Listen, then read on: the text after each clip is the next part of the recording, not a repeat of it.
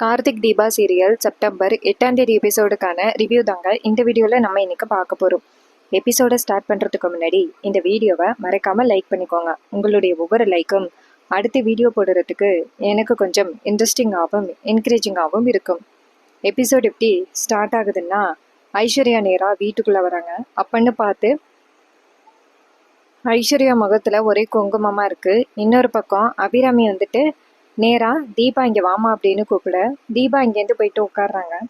அப்பன்னு பார்த்து அபிராமி நேரா தீபா கிட்ட, என்னம்மா நீ ரொம்ப சைலண்டாகவே இருக்க அப்படின்னு. அதுக்கு தீபா சொல்கிறாங்க, இல்லை எனக்கு கொஞ்சம் டயர்டாக இருக்கு அவ்வளோதான் அப்படின்னு. கார்த்தி நேரா அபிராமி கிட்ட, அம்மா இப்போ தான் நீங்கள் ஹாஸ்பிட்டல்லேருந்து வந்திருக்கீங்க, தீபாவும் இப்போ தான் ஹாஸ்பிட்டல்லேருந்து வந்திருக்காங்க. நீங்கள் 2 பேரும் பழைய விஷயங்களை பேசி மனசை போட்டு வருத்திக்காம நீங்கள் போயிட்டு ரெஸ்ட் எடுங்க. தீபா நீங்களும் வாங்க ரெஸ்ட் எடுங்க அப்படின்னு. அப்போ மீனாட்சி சொல்கிறாங்க, அது சரிதான் தம்பி, ஒய்ஃப் மேலே அவ்வளோ பாசமா, அவளுக்கு உடம்பு சரியில்லைன்னதோட இப்படி இருக்கீங்க அப்படின்னு. அப்போ கார்த்தி சொல்கிறாரு, இங்கே பாருங்க அண்ணி, அம்மா இப்போ தான் ஹாஸ்பிட்டல்லேருந்து வந்திருக்காங்க, அவங்க கண்டிப்பாக ரெஸ்ட் எடுத்தாகணும் அப்படின்னு. இதை கேட்டுட்டு மீனாட்சி சொல்கிறாங்க, ஆமாம் தம்பி நீங்கள் சொல்கிறதும் சரிதான் அத்தை, நீங்கள் பழைய விஷயங்கள் பற்றி எதுவும் பேச வேணாம், இப்போதானே எல்லா பிரச்சனையும் சால்வ் ஆகியிருக்கு, நீங்கள் போயிட்டு ரெஸ்ட் எடுங்க அப்படின்னு சொல்ல அபிராமியும் சரி அப்படின்னு சொல்லிட்டு நேராக தீபா கிட்ட, இங்கே பாருமா தீபா, என் பக்கத்துலேயே உட்காந்துக்கிறியா அப்படின்னு. அப்போ கார்த்தி சொல்கிறாரு, அம்மா நீங்கள் ரெஸ்ட் எடுங்கம்மா, தீபா பக்கத்தில் இருந்தால் கண்டிப்பாக நீங்கள் வந்துட்டு தூங்க மாட்டீங்க, அப்படியே முழிச்சுக்கிட்டே இருப்பீங்க, உங்களுக்கு இப்போதைக்கு ரெஸ்ட் தேவைன்னு டாக்டர் சொல்லியிருக்காரு, அதனால நீங்கள் போயிட்டு ரெஸ்ட் எடுங்க, தீபா எங்கேயும் போகலை, இங்கே தான் இருக்காங்க அப்படின்னு. இது கேட்டதோட அபிராமியும் சரிப்பா அப்படின்னு சொல்கிறாங்க. அதுக்கப்புறம் நம்ம கீதா நினைக்கிறாங்க, அப்பாடா எப்படியோ இதுக கிட்டேருந்து தப்பிச்சோம் அப்படின்ட்டு நேராக அவங்க மாடிக்கு போகிறாங்க. அப்போ கார்த்தியும் நேராக அவங்க அம்மாட்ட, அம்மா ரெஸ்ட் எடுங்க அப்படின்னு சொல்லிட்டு நேராக மாடிக்கு போகிறாரு. அப்போ ஜானகியும் தருமலிங்கமும் பேசிக்கிறாங்க. ஜானகி சொல்கிறாங்க, நம்ம பொண்ணுக்கு கொஞ்சம் ஸ்ட்ரெஸ்ஸில் இருக்காங்க அப்படின்னு அபிராமிக்கு தெரியாது, தெரிஞ்சிச்சுன்னா அவங்க ரொம்ப கவலைப்படுவாங்கல்ல அப்படின்னு. தர்மலிங்கம் சொல்கிறாரு, இதை பற்றி நம்ம வீட்டில் யாருக்கிட்டையும் சொல்ல வேணாம், சொன்னால் அதுவே ரொம்ப கவலைப்படுவாங்க, இப்போ தான் சம்மந்தி அம்மா கொஞ்சம் சரியாயிட்டு வருவாங்க, இந்த நேரத்தில் தீபாவை பற்றி நம்ம ஏதாவது சொன்னோம்னா கண்டிப்பாக அவங்களுக்கு ஏதாவது ஆகிருச்சுன்னா என்ன பண்ணுறது, அதனால இந்த விஷயத்தை பற்றி நம்ம இப்போதைக்கு சொல்ல வேணாம் அப்படின்னு சொல்ல, ஜானகியும் நீங்கள் சொல்கிறதும் சரிதாங்க அப்படின்னு சொல்ல, தர்மலிங்கம் சொல்கிறாரு, கடைசியில் அந்த ஐயர் சொன்ன மாதிரி இல்லைன்னு. ஜானகி ஸ்ரீராமி அம்மாவுக்கு தெரியுமா என்னன்னு தான் கேட்கக்கூடாது, அருணாச்சலத்துக்கிட்ட தான் கேட்கணும் அப்படின்னு. அப்போ ஜானகியும் சரி அப்படின்னு சொல்கிறாங்க. அதுக்கப்புறம் நம்ம மீனாட்சி நேராக அபிராமி கிட்ட, அத்தை உங்களை டாக்டர் வந்ததோட சாப்பிட்டுட்டு மாத்திரை முழுங்கிட்டு ரெஸ்ட் எடுக்க சொன்னார் வாங்க அப்படின்னு சொல்ல, அபிராமியும் சரிம்மா அப்படின்னு சொல்லிட்டு நேராக அவங்க ரூமுக்கு போகிறாங்க. அங்கே போயிட்டு நேராக ரெஸ்ட் எடுக்கிறாங்க. அப்போ மீனாட்சி வெளியில் வராங்க. மீனாட்சி வெளியில் வந்ததோட தருமலிங்க நேராக மீனாட்சியை பார்க்குறாங்க. அப்போ மீனாட்சி சொல்கிறாங்க, சொல்லுங்க மாமா அப்படின்னு. அப்போ தருமலிங்க சொல்கிறாரு, இங்கே பாருமா, தீபாவுக்கும் கார்த்திக்கும் கல்யாணம் நடக்கலை அப்படின்னு சம்மந்தி அம்மாவுக்கு தெரியும்ல அப்படின்னு. மீனாட்சி சொல்கிறாங்க, இன்னும் தெரியாது, அத்தை 2 பேருக்கும் கல்யாணம் ஆகிட்டு அப்படின்னு நினச்சிக்கிட்டு இருக்காங்க, நம்ம எப்படி அவங்கள சாந்தப்படுத்துறதுன்னு தெரியல அப்படின்னு. அப்போ தர்மலிங்கம் சொல்கிறாரு, கல்யாணம் நடக்கலையா, கடைசியில் அந்த ஜாதகத்தில் என்ன சொன்னாங்களோ அதே மாதிரி நடந்துருச்சு அப்படின்னு. அப்போ மீனாட்சி கேட்குறாங்க, ஜாதகமா, என்ன ஜாதகம் அப்படின்னு. அப்போ தர்மலிங்கம் சொல்கிறாரு, நாங்கள் ஏற்கனவே தீபா கார்த்தியோட ஜாதகத்தை கொண்டு போய் பார்த்தோம், அப்போ தீபாவுக்கு ஒரு தடவை தான் கல்யாணம் ஆகிறதுக்கான பாக்கியம் இருக்குது, மறுதடி கல்யாணம் ஆகிறதுக்கு வாய்ப்பு இல்லை, அப்படி கல்யாணம் நடந்துச்சுன்னா அபிராமி அம்மாவோட உயிருக்கு ஆபத்துன்னு சொன்னாங்க, நாங்களும் எவ்வளவோ முயற்சி பண்ணி பார்த்தோம் அந்த கல்யாணத்தை நிப்பாட்டுறதுக்கு, ஆனால் அபிராமி அம்மா ஒத்துக்கவே இல்லை, கடைசியில் இந்த கல்யாணமே நின்று போச்சு பார்த்தீங்களா, நல்ல வேளை அபிராமி அம்மாவுக்கு எதுவும் ஆகாமல் இந்த கல்யாணம் நின்று போணுச்சு, அதுவே போதும் அப்படின்னு. அப்போ இதை கேட்டுட்டு மீனாட்சி சொல்கிறாங்க, என்னப்பா இப்போ சொல்கிறீங்க அப்படின்னு.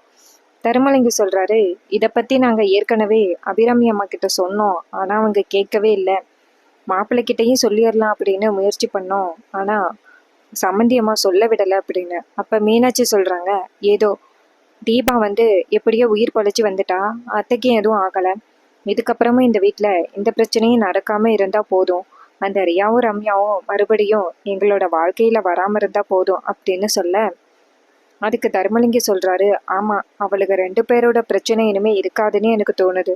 ஆமா அவங்க 2 பேரும் என்ன ஆனாங்க அப்படின்னு. அப்ப மீனாட்சி சொல்றாங்க, இத பத்தி நாங்க கார்த்தி கிட்ட கேக்குறோம். ஆனா கார்த்தி சொல்லவே மாட்டேங்கிறாரு, அமைதியா இருக்காரு. என்ன ஆச்சுன்னு சொல்லவே மாட்டேங்கிறாரு. எனக்கு வேற பயமா இருக்கு. அந்த ரியாவோட தொல்லை இனிமே இல்ல அப்படின்னு நினைச்சுக்கிட்டு இருக்கப்பதான் ரியா நேரா ஜெயில்ல இருந்து வெளிவந்து நம்ம குடும்பத்துக்கு அவ்வளவு பிரச்சனை கொடுத்தா. இப்ப அவ எங்க போனானே தெரியல. மறுபடியும் நம்ம குடும்பத்துக்குள்ள வந்து பிரச்சனை பண்ண மாட்டான்னு என்ன நிச்சயம்? அதான் பயமா இருக்கு அப்படின்னு. தர்மலிங்க சொல்றாரு, கவலைப்படாதீங்க, கண்டிப்பா வந்துட்டு அவ எந்த பிரச்சனையும் பண்ண மாட்டா அப்படின்னு.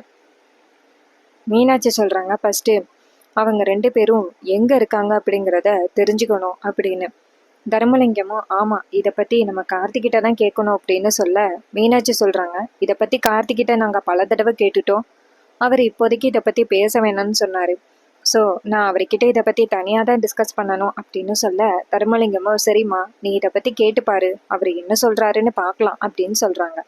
அதுக்கப்புறமா சீனசி பண்ணி கார்த்தியையும் கீதாவையும் காமிக்கிறாங்க. கீதா நேரா கார்த்திகிட்ட கேக்குறாங்க, இந்த வீட்ல நிறைய பேர் இருக்காங்க, யாரு எவருன்னு என்னால கண்டுபிடிக்க முடியல அப்படின்னு. கார்த்தி சொல்றாரு, பரவாயில்ல, கொஞ்சம் கொஞ்சமா நீங்க வந்து தெரிஞ்சுக்கலாம் அப்படின்னு. என்ன கார்த்தி, நான் இங்கேயே இருப்பேன்னு நினைச்சுக்கிட்டு இருக்கீங்களா? கொஞ்ச நாள்ல நான் இந்த வீட்டை விட்டு போக போறேன், உங்களுக்கு தெரியாதா அப்படின்னு கேட்க, அதுக்கு கார்த்தி சொல்றாரு, எனக்கு தெரியும், தீபாவை கண்டுபிடிக்கிற வரைக்கும் நீங்க இங்க இருக்கணும்ல அப்படின்னு. அப்ப கீதா சொல்றாங்க, இங்க பாருங்க, அந்த அளவுக்கெல்லாம் நான் இருக்க மாட்டேன். உங்க பொண்டாட்டி தீபாவை யாரோ பிடிச்சி தள்ளி விட்டுருக்காங்க, அதனாலதான் அவங்களுடைய புடவை அந்த பாறை இடுக்குலேருந்து கிடைச்சிருக்கு. உங்க தீபாவோட புடவை மட்டும்தான் கிடைச்சிருக்கு. அப்படி இருக்கையில எப்படி இன்னும் தீபா உயிரோட இருப்பாங்கன்னு நீங்க நினைச்சுக்கிட்டு இருக்கீங்க அப்படின்னு. அப்ப கார்த்தி சொல்றாரு, இல்ல எனக்கு முழு நம்பிக்கை இருக்கு, கண்டிப்பா தீபா உயிரோட இருப்பாங்கன்னு எனக்கு தோணுது அப்படின்னு. அப்ப அந்த கீதா சொல்றாங்க, இங்க பாருங்க, நம்பிக்கை தான் வாழ்க்கைன்னு இருக்காதீங்க. எனக்கு தெரிஞ்சு ப்ராக்டிக்கலா திங்க் பண்ணா அவங்க உயிரோட இருக்கிறதுக்கு வாய்ப்பே இல்லை. ஒருவேளை தீபா வரவே இல்லைன்னா நீங்க என்ன பண்ணுவீங்க அப்படின்னு கேட்க, கார்த்தி சொல்றாரு, நீங்க வேணும்னா பாருங்க, நான் தீபாவை கூடிய சீக்கிரம் கண்டுபிடிச்சிருவேன் அப்படின்னு. அப்ப கீதா சொல்றாங்க, நீங்க கடைசி வரைக்கும் கண்டுபிடிக்காம இருந்தாலும் எனக்கு எந்த கவலையும் இல்லை. ஏன்னா எனக்கு எப்ப இந்த வீட்டை விட்டு போகணும்னு தோணுதோ அப்ப இந்த வீட்டை விட்டு நான் பாட்டுக்கும் போய்கிட்டே இருப்பேன் அப்படின்னு. இதை கேட்டுட்டு கார்த்தி சொல்றாரு, இங்க பாருங்க, அதுக்கான அவசியமே இருக்காது, கண்டிப்பா நான் தீபாவை கண்டுபிடிச்சு கூட்டிட்டு வந்துருவேன் அப்படின்னு. இதை கேட்டுட்டு கீதா சொல்றாங்க, இப்படியே இருந்தியன்னா எப்படி தீபாவை கண்டுபிடிக்க முடியும் அப்படின்னு. கார்த்தி சொல்றாரு, இல்ல நான் கண்டுபிடிச்சிருவேன், எப்படின்னு மட்டும் என்கிட்ட கேட்காதீங்க அப்படின்னு சொல்லிட்டு கார்த்தி அந்த இடத்துல இருந்து போறாரு. அப்ப நம்ம கீதா நினைக்கிறாங்க, இவன் தீபா மேல அவ்வளோ லவ்வா இருந்திருக்கான்னு நல்லா தெரியுது, அதனாலதான் தீபா இறந்ததை கூட இவனால ஏத்துக்க முடியல. ஆனா தீபா உண்மையிலே இறந்துட்டா அப்படிங்கிறது நல்லாவே தெரிய வருது. இந்த வீட்டை சமாளிக்கிறதுக்காக தான் அவன் என்ன கொண்டாந்து வச்சிருக்கான். இன்னும் கொஞ்ச நாளையில தீபா இறந்துட்டா அப்படிங்கிறத அவன் ஏத்துக்கிட்டு தான் ஆகணும் அப்படின்னு அந்த கீதா நினைக்கிறாங்க. அதுக்கப்புறம் அந்த அபிராமியை காமிக்கிறாங்க. அபிராமிக்கு திடீர்னு வந்துட்டு மூச்சு வாங்க ஆரம்பிக்குது. இதை பார்த்ததோட எல்லாருமே அதிர்ச்சி ஆகுறாங்க. இப்போதானே ஹாஸ்பிட்டல்லேருந்து அவங்கள கூட்டிட்டு வந்தோம், திடீர்னு என்னடா இப்படி நடக்குது அப்படின்னு. அப்பன்னு பார்த்து கீதா என்ன பண்ணுறாங்கன்னா, அவங்களோட ரூமில் ஹெட்ஃபோனில் பாட்டு கேட்டுக்கிட்டு ஜாலியாக என்ஜாய் பண்ணிக்கிட்டு இருக்காங்க. அப்பன்னு பார்த்து நம்ம மீனாட்சி நேராக தீபாவோட கதவை தட்டுறாங்க. பார்த்தா தீபா பாட்டு கேட்டுக்கிட்டு இருக்கிறதுனால சுத்தமாக காதல் விழுகலை. அப்போ நம்ம கார்த்தி வந்துட்டு நேராக கீதாவுக்கு கால் பண்ணுறாரு. அப்போ கீதா ஃபோன் அட்டன் பண்ணி, வாட் நான்சென்ஸ், நான் பாட்டு கேட்டுக்கிட்டு இருக்கேன், எதுக்கே என்ன டிஸ்டர்ப் பண்ணுற அப்படின்னு. கார்த்தி சொல்கிறாரு, இங்கே பாருங்க, அம்மாவுக்கு திடீர்னு மூச்சு வாங்க ஆரம்பிச்சிட்டு, சீக்கிரம் வாங்க அப்படின்னு. அப்போ கீதா சொல்கிறாங்க, இங்கே பாருங்க, அதான் ஒரு தடவை பார்த்துட்டேன்னு மறுபடியும் என்ன பண்ணுது உங்கள் அம்மாவுக்கு அப்படின்னு. அப்போ கார்த்தி சொல்கிறாரு, ப்ளீஸ் தயவு செஞ்சு கதவை திறங்க அப்படின்னு. அப்போ கீதாவும் சரி அப்படின்னு சொல்லிட்டு நேராக பாட்டெல்லாம் வச்சுட்டு கதவை திறக்கிறாங்க. மீனாட்சி நேராக கீதாட்ட சொல்கிறாங்க, என்னதான் நீ பண்ணிக்கிட்டு இருந்த, எவ்வளோ நேரம் உனக்கு நான் வந்துட்டு கூப்பிடுறது அப்படின்னு. கீதா சொல்கிறாங்க, நான் வாஷ்ரூமில் இருந்தேன், அதான் காதில் விழலை அப்படின்னு. மீனாட்சி சொல்கிறாங்க, சரி வா சீக்கிரம், அத்தைக்கு மறுபடியும் மூச்சு வாங்க ஆரம்பிச்சுட்டு உன்னதான் கூப்பிட்டுக்கிட்டு இருக்காங்க அப்படின்னு. இதை கேட்டுட்டு கீதாவும் சரி அப்படின்னு சொல்லிட்டு நேராக அபிராமி பக்கத்தில் போயிட்டு அபிராமியோட கையை பிடிச்சிக்கிட்டு உட்காந்துருக்காங்க. அப்போ அபிராமி தீபாவை பார்த்துட்டு, தீபா வந்துட்டியாமா அப்படின்னு சொல்ல, அப்போ கீதா சொல்கிறாங்க, நான் வந்துட்டேன் அத்தை, நான் பக்கத்தில் தான் இருக்கேன் அப்படின்னு. அப்ப மீனாட்சி சொல்றாங்க, தீபா இருந்தும் அத்தைக்கு எதுக்காக இப்படி பண்ணுது அப்படின்னு. கார்த்தி மனசுல யோசிக்கிறாரு, அம்மாவுக்கே தெரியுது இது கண்டிப்பா தீபாவா இருக்காது அப்படின்னு. அதனாலதான் அம்மாவுக்கு இந்த மாதிரி பண்ணது போல. அப்ப தீபா எங்கேயோ உயிரோட இருக்காங்கன்னு நினைக்கிறேன் அப்படின்னு கார்த்தியும் நினைக்கிறாரு. அப்ப கார்த்தி நேரா வந்துட்டு என்ன பண்றாருன்னா, நேரா வெளியில வராரு. வெளியில வந்ததோட கீதா நேரா கார்த்திகிட்ட, உங்க அம்மாவுக்கு தான் சரியாகிட்டு இல்ல, அப்புறம் என்ன மறுபடியும் திரும்ப திரும்ப இப்படி பண்ணிக்கிட்டு இருக்கு அப்படின்னு. கார்த்தி சொல்றாரு, உங்களை பொறுத்த வரைக்கும் அம்மாவுக்கு சரியாயிட்டு அப்படின்னு தான் நினைச்சுக்கிட்டு இருக்கீங்க. ஆனா அம்மாவுக்கு இன்னும் சரியாகல. அம்மாவோட ஹெல்த் கண்டிஷன் ரொம்ப மோசமா போயிட்டு இருக்கு. காரணம் என்னன்னா, நீங்க தீபா இல்லைன்னு நினைச்சுக்கிட்டு இருக்காங்க போல அப்படின்னு. அப்ப கீதா சொல்றாங்க, நான் தான் தீபா மாதிரி இருக்கேனே, அப்புறம் என்ன அப்படின்னு. அப்ப கார்த்தி சொல்றாரு, இது மனசு சம்பந்தப்பட்ட விஷயம், அதனாலதான் அவங்களுக்கு அப்படி தோணுது அப்படின்னு. இது கேட்டதோட கீதா கேக்குறாங்க, என்ன மனசு மண்ணாங்கட்டி, அதான் நான் தீபா மாதிரி இருக்கேன்னு, இதுக்கு மேலே என்ன வேணும் அப்படின்னு சொல்ல, கார்த்தி சொல்றாரு, அதை பத்தி உங்ககிட்ட நான் புரிய வைக்க முடியாது அப்படின்னு. கீதா சொல்றாங்க, உங்ககிட்ட பேசுறதே எனக்கு செம்ம டென்ஷன் ஆகுது, நான் கிளம்புறேன் அப்படின்னு சொல்லிட்டு அந்த இடத்துல இருந்து போறாங்க. அதுக்கப்புறமா சீனசி பண்ணி அந்த ஐஸ்வர்யாவை காமிக்கிறாங்க. ஐஸ்வர்யா என்ன பண்றாங்கன்னா, நேரா அவங்களுடைய ரூமுக்கு போறாங்க. போயிட்டு ஐஸ்வர்யா நினைக்கிறாங்க, நான் இப்போ உடனே அம்மாவுக்கு கால் பண்ணி விஷயத்த சொல்லணும், அம்மா கண்டிப்பா நமக்கான ஐடியாவை சொல்லுவாங்க அப்படின்ட்டு ஐஸ்வர்யா நேரா அவங்க அம்மா ராஜேஸ்வரிக்கு கால் பண்றாங்க. அப்ப ராஜேஸ்வரி ஃபோன் அட்டன் பண்ணி, சொல்லுடி, ரொம்ப நாள் கழிச்சு கால் பண்ணியிருக்க, இப்பதான் அம்மா இருக்கான்னு உனக்கு தெரியுதா அப்படின்னு. ஐஸ்வர்யா சொல்றாங்க, அம்மா நானே இங்க எவ்வளவு பெரிய பிரச்சனையில இருக்கேன், நீ உன் குறைய என்கிட்ட சொல்லாத அப்படின்னு. ராஜேஸ்வரி கேக்குறாங்க, நீ அந்த ரியாவை என்கிட்ட விட்டுட்டு போனதுலேருந்து நான் வயித்துல நெருப்பு கட்டிக்கிட்டு இருந்தேன் தெரியுமா, எப்ப அவளை போலீஸ் பிடிக்கும் அப்படின்னு ரொம்ப அதிர்ச்சியிலே இருந்தேன் அப்படின்னு. அப்ப ஐஸ்வர்யா சொல்றாங்க, அம்மா அதுக்கப்புறம் பல விஷயங்கள் நடந்து போயிருச்சு அப்படின்னு. அதுக்கு ராஜேஸ்வரி கேக்குறாங்க, என்னடி நடந்துச்சு அப்படின்னு. அதுக்கு ஐஸ்வர்யா சொல்றாங்க, அம்மா அந்த ரியாவை போலீஸ் பிடிச்சிட்டு போயிட்டாங்க. அதுக்கப்புறமா அந்த ரம்யா இருக்கால, அவ ரியாவை வந்துட்டு ஜாமீன்ல வெளியில கொண்டுட்டு வந்துட்டா அப்படின்னு. ராஜேஸ்வரி கேக்குறாங்க, இது யாரடி புது கேரக்டர் ரம்யா அப்படின்னு. அப்ப ஐஸ்வர்யா சொல்றாங்க, அம்மா இந்த ரம்யா வந்துட்டு கார்த்தியை ஒன் சைடா லவ் பண்ணி கல்யாணம் பண்ணணும்னு ரொம்ப நிறைய திட்டம் போட்டா. ஆனா கடைசி வரைக்கும் கல்யாணம் பண்ண முடியல. கடைசியா தீபா மாதிரி மார்வேஷம் போட்டுக்கிட்டு வந்துட்டு கல்யாணம் பண்றதுக்கு ட்ரை பண்ணா. அப்பையும் அவளால முடியல. ஆனா கடைசியில தீபாவை பிடிச்சி இழுத்துட்டு போயிட்டான். நேரா ரியாவும் ரம்யாவும் தீபாவை கடத்திட்டு போனாங்க. கடத்திட்டு போயிட்டு நேரா மலைக்கிட்ட வச்சு தள்ளி விட்டு கொன்னரலாம் அப்படின்னு நினைச்சாளுங்க. அப்ப 3 பேருக்கும் நடந்த சண்டையில ரியாவோட இதயத்துக்கு பக்கத்துல துப்பாக்கி குண்டு பட்டுட்டு, அதனால ரியா செத்துட்டா அங்கனையே. அப்புறம் ரம்யா வந்துட்டு பாறையில இருந்து விழ பார்த்தா. தீபா காப்பாத்துறதுக்கு ட்ரை பண்ணா, ஆனா காப்பாத்த முடியல. அவ பாறையில இருந்து விழுந்து செத்துட்டான். அதுக்கப்புறம் தீபா சாகாம நின்னாளா, அவளை எப்படி தள்ளி விடுறது அப்படின்னு எனக்கு ரொம்ப கோவம் ஆயிடுச்சு அப்படின்னு. அதே நேரத்துல அருண் நேரா ரூமுக்கு வராரு. நேரா ஐஸ்வர்யாவை பார்த்துக்கிட்டு சோஃபாவில் உட்கார்றாரு. அப்ப ஐஸ்வர்யா பேசுறது எல்லாத்தையுமே அருண் காதுல வாங்குறாரு. ஐஸ்வர்யா என்ன பண்றாங்கன்னா, இங்க பாருங்கம்மா, அவளை என்ன பண்ணேன்னா பாறையில இருந்து பிடிச்சி தள்ளி விட்டுட்டேன். தள்ளி விட்டத்துல அவ செத்து போயிட்டான்னு நினைச்சு நான் ரொம்ப சந்தோஷத்துல வந்தேன் ஹாஸ்பிட்டலுக்கு. அப்ப கார்த்தி வந்துட்டு நேரா வீட்டுக்கு கால் பண்ணி தீபாவை கூட்டிட்டு வரேன்னு சொல்லிட்டான். செத்து போன தீபாவை எப்படி அவனால கூட்டிட்டு வர முடியும் அப்படின்னு நானும் ரொம்ப உதாசீனப்படுத்திட்டான். ஆனா கடைசியில பார்த்தா அவன் தீபாவை வீட்டுக்கு கூட்டிட்டு வந்துட்டான்.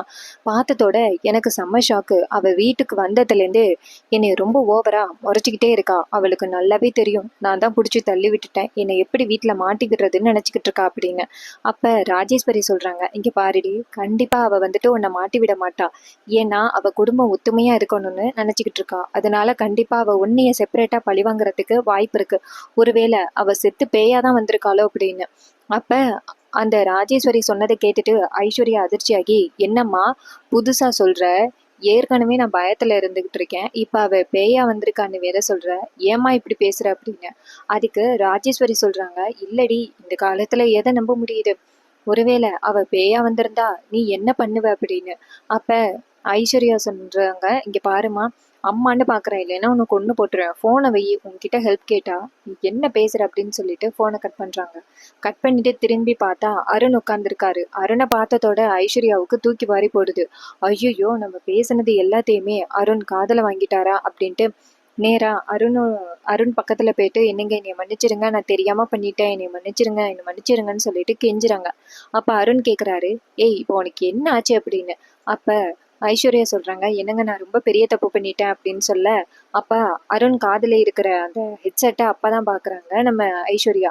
அப்ப அருண் சொல்றாரு, ஏய் நீ என்ன பேசிக்கிட்டு இருக்க அப்படின்னு சொல்லிட்டு காதுல உள்ள ஹெட்செட்டை எடுக்க இதை பார்த்துட்டு ஐஸ்வர்யாவுக்கு ஷாக்கு. ஐஸ்வர்யா கேக்குறாங்க, அப்ப இவ்வளவு நேரம் நான் போன்ல பேசிக்கிட்டு இருந்தத நீங்க காதுல வாங்கலையா அப்படின்னு. அப்ப அருண் சொல்றாரு, நான் என்ன காதுல வாங்கினேன், நான் ஹெட்செட் போட்டிருந்தேன், நீ யாருக்கிட்டயே பேசிக்கிட்டு இருந்த. ஆமா, நீ யாருக்கிட்ட பேசிக்கிட்டு இருந்த, எதுக்காக இப்படி பயந்து அழுகுற அப்படின்னு. அப்ப ஐஸ்வர்யா சொல்றாங்க, இல்லைங்க நான் அத்தைக்கு இப்படி ஆயிட்டுல, அதான் அம்மா கிட்ட சொல்லி அழுதுகிட்டு இருந்தேன் அப்படின்னு. அப்ப அருண் சொல்றாரு, உன்னை பார்த்தா அப்படி தெரியலையே, ஏதோ நீ செஞ்ச ஏதோ ஒரு பெரிய தப்பு எனக்கு தெரிஞ்சு போச்சு அப்படின்ட்டு நீ அழுகுற மாதிரி இருக்கு அப்படின்னு. அப்ப ஐஸ்வர்யா சொல்றாங்க, என்னங்க அப்படியெல்லாம் இல்ல, அத்தைக்கு ரொம்ப முடியல இல்ல, அத்தை இப்ப சரியாயிட்டாங்க தீபா வந்ததோட, அதை சொல்லிதான் நீ கவலைப்பட்டுக்கிட்டு இருந்தேன், மத்தபடி எதுவும் இல்லை அப்படின்னு. அப்ப அருண் சொல்றாரு, ஏதோ சொல்லி என்கிட்ட மழுப்புற, ஆனா இந்த ஹெட்செட் மட்டும் போடாம இருந்திருந்தா நீ என்ன பேசியிருப்ப அப்படிங்கிறத காதுல வாங்கியிருக்கலாம் அப்படின்னு. அப்ப ஐஸ்வர்யா சொல்றாங்க, என்னங்க நான் இந்த குடும்பத்துக்கு எதிரா என்ன நினைக்க போறேன் அப்படின்னு. அப்ப அருண் சொல்றாரு, இங்க பாரு, தீபா கடத்தப்பட்டதுக்கு மட்டும் நீ காரணம்னு எனக்கு எப்பயாவது தெரிய வந்துச்சு அவ்வளவுதான் அப்படின்னு. ஐஸ்வர்யா சொல்றாங்க, என்னங்க என்ன நீங்க என்னைக்குதான் நம்ப போறீங்கன்னு தெரியல, எனக்கும் அதுக்கும் எந்த சம்மந்தமும் இல்ல, ரியாவும் ரம்யாவும் தீபாவை கடத்தினதுக்கு நான் என்னங்க பண்ண முடியும் அப்படின்னு. அருண் சொல்றாரு, சரி சரி அப்படின்னு சொல்லிட்டு அந்த இடத்துல இருந்து போறாரு. அப்ப ஐஸ்வர்யா நினைக்கிறாங்க, ஐயோ கொஞ்ச நேரத்துக்குள்ள முட்டாள்தனமா எல்லாத்தையுமே புலம்பிட பார்த்தோமே, நல்ல வேளை அவர் காதுல ஹெட்செட் போட்டிருந்ததுனால நான் பேசினது எதையும் கவனிக்கல, ஒருவேளை அவரு கவனிச்சிருந்தா அவ்வளவுதான், என் ஆட்டம் க்ளோஸ். இன்னைக்கே அவரை என்னைய பொட்டி படிக்கையை தூக்கி தலையில வச்சு அனுப்பி விட்டுருப்பாரு எங்க அம்மா வீட்டுக்கு. எத்தனை தடவை தான் நான் அந்த வீட்டை விட்டு போறது, இதுதான் நான் போற கடைசி நாளா இருந்திருக்கோம் அப்படின்ட்டு ஐஸ்வர்யா செம்ம பயப்படுறாங்க. அப்ப நம்ம அருண் நினைக்கிறாரு, கண்டிப்பா இவ ஏதோ ஒரு பெரிய பிரச்சனையை உண்டாக்கிட்டு இருக்கா, அதான் என்கிட்ட இருந்து பயப்படுறா, இவ பண்ண மிஸ்டேக் என்னன்னு சீக்கிரம் கண்டுபிடிக்கணும் அப்படின்னு அருண் நினைக்கிறாரு. அப்ப நம்ம ஐஸ்வர்யா நேரா அவரை பார்த்து, இங்க பாருங்க நான் அப்படி எந்த மிஸ்டேக்கும் பண்ணல, நீங்க என்னைய தயவு செஞ்சு நம்புங்க அப்படின்னு சொல்ல, அருண் சொல்றாரு, சரி நம்புறேன் அப்படின்னு சொல்லிட்டு அந்த இடத்துல இருந்து போறாங்க. அப்ப ஐஸ்வர்யா நினைக்கிறாங்க, அப்பாடா ஜஸ்ட் மிஸ், இந்நேரம் அவர் நான் பேசுனதை காதுல வாங்கியிருந்தா எனக்கு இந்நேரம் சங்கு ஊதிருப்பாரு அப்படின்னு ஐஸ்வர்யா நினைக்கிறாங்க. அதுக்கப்புறம் ஐஸ்வர்யா நேரா அவங்க அம்மாவுக்கு மெசேஜ் பண்றாங்க, அம்மா கொஞ்ச நேரத்துக்கு முன்னாடி உங்ககிட்ட பேசினது எல்லாத்தையுமே அருண் கேட்டுக்கிட்டு இருந்தாரு, ஆனா நல்ல வேளை அவரு காதுல ஹெட்செட் போட்டிருந்ததுனால நான் பேசுனது எதுவும் காதுல விழுவல, அப்படி ஒரு வேளை காதுல விழுந்துருந்துச்சுன்னா இந்நேரம் எனக்கு வந்துட்டு அவர் என்னை விரட்டி அடிச்சிருப்பாரு அப்படின்னு. இதை கேட்டதோட அந்த ராஜேஸ்வரி சொல்றாங்க, இனிமே பேசும் பொழுது கொஞ்சம் பார்த்து பேசு அப்படின்னு. இதை கேட்டுட்டு ஐஸ்வர்யாவும், சரிம்மா நான் இனிமே பேசும் பொழுது கொஞ்சம் பார்த்து பேசுறேன், கொஞ்சம் பயத்துல உன்கிட்ட எமோஷனலா எல்லாத்தையுமே புலம்பிட்டேன், இனிமே கொஞ்சம் பார்த்து இருக்கணும் அப்படின்னு. இதை கேட்டுட்டு ராஜேஸ்வரி சொல்றாங்க, அந்த தீபா பொறுமையா இருக்கான்னா கண்டிப்பா இதுக்கு பின்னாடி ஏதோ ஒரு காரணம் இருக்கு, அவ கண்டிப்பா ஏதோ ஒரு திட்டத்துக்காக தான் இப்படி பொறுமையா இருக்கா, அதை முதல்ல ஞாபகம் வச்சுக்கோ அப்படின்னு. இதை கேட்டுட்டு அந்த ஐஸ்வர்யாவும், சரிம்மா நான் பார்த்துக்கிறேன் அப்படின்னு சொல்றாங்க. அதுக்கப்புறம் கீதாவை காமிக்கிறாங்க. கீதா நினைக்கிறாங்க, நம்ம எப்படி இந்த போலீஸ்கிட்டேருந்து தப்பிக்கிறது அப்படின்ட்டு கீதா நினைக்கிறாங்க. ஃபர்ஸ்ட்டு போலீஸ்கிட்டேருந்து தப்பிக்கணும்னா நமக்கான லாயரை பார்க்கணும், அவங்க என்கொயண்டரில் என்னை சுட்டு புசிக்கிட்டு போயிட்டே இருப்பாங்க, நான் வேற தப்பிச்சு வந்துட்டேன், நம்ம பக்கம் உள்ள சைடில் உள்ள நியாயத்தை எப்படியாவது ப்ரூவ் பண்ணணும், அதுக்கு நம்ம யார் ஹெல்ப் தேடுறது அப்படின்ட்டு கீதாவுக்கு ஒரே குழப்பமா இருக்கு. இன்னொரு பக்கம் அந்த ஐஸ்வர்யா இதுதான் தீபான்னு நினைச்சுக்கிட்டு இருக்காங்க, ஆனா இது தீபா கிடையாது. இன்னொரு பக்கம் கார்த்தி தீபாவை தேடுறதுக்கு பல வகையில முயற்சி பண்ணிக்கிட்டு இருக்காரு. நம்ம கார்த்தி தீபாவை திரும்பவும் கூட்டிட்டு வருவாரா அப்படிங்கிறத நம்ம பொறுத்திருந்து பார்ப்போம். இன்னொரு பக்கம் அந்த கீதாவும் கார்த்தியை லவ் பண்ற மாதிரி ஒரு சீனை கொண்டுட்டு வருவாங்களா, நம்ம கார்த்தி தீபாவை கண்டுபிடிப்பாங்களா அப்படிங்கிறது தான் அப்கமிங் எபிசோட்ஸ்ல ரொம்ப சுவாரஸ்யமா நடக்க போகுது. இதே மாதிரி இன்னுமே அப்டேட்ஸை நம்ம சேனலில் தொடர்ந்து பார்க்கணும்னா மறக்காமல் நம்ம சேனலை சப்ஸ்கிரைப் பண்ணிக்கோங்க. இது வரைக்கும் இந்த வீடியோவை பார்த்த உங்கள் எல்லாருக்குமே ரொம்ப நன்றி. அடுத்த வீடியோவில் பார்க்கலாம். தேங்க்யூ ஃபார் வாட்சிங்.